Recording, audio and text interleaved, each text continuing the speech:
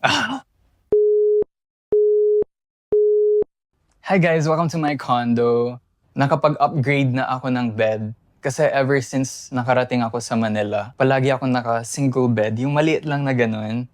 And ito naman, randomly ko lang siya binili without thinking. Self-love affirmations. I am enough. I am worthy of love. I am lovable. I love myself. I love my body. I am beautiful inside and out. I am creating the life of my dreams. I am filled with gratitude.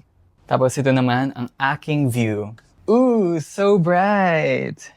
And syempre may mga plants ako. Hala, tuyo na siya. So kailangan ko siyang i-water. Nakalimutan ko sa sobrang busy.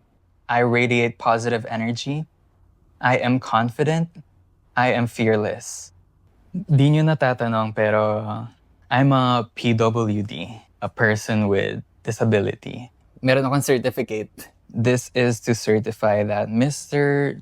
Justin Paulo P. Canlas, 19 years old, male, has been under care since June 2022. Above-mentioned patient has symptoms for the diagnosis of post-traumatic stress disorder. May nangyayari sa akin that time. Medyo shocking. I would get panic attacks constantly. Nat-trigger ako and those memories pop up in my head kasi apparently ngayong young adult na ako, I realized na I was SA'd multiple times during my childhood.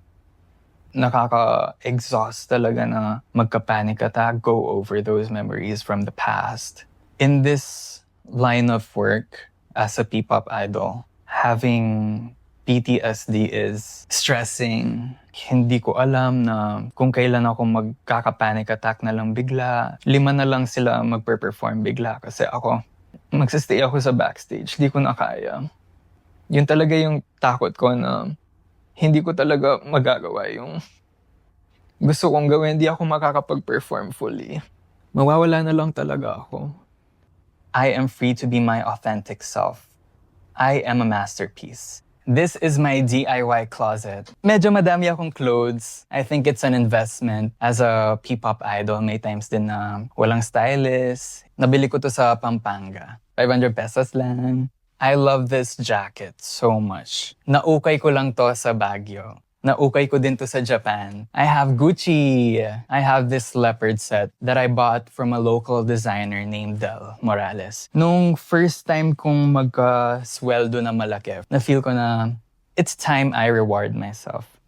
I am deserving of kindness. I am attracting positivity into my life. I am living in abundance. I am becoming the best version of myself. Meron akong small business. Ang dami ko pang stocks.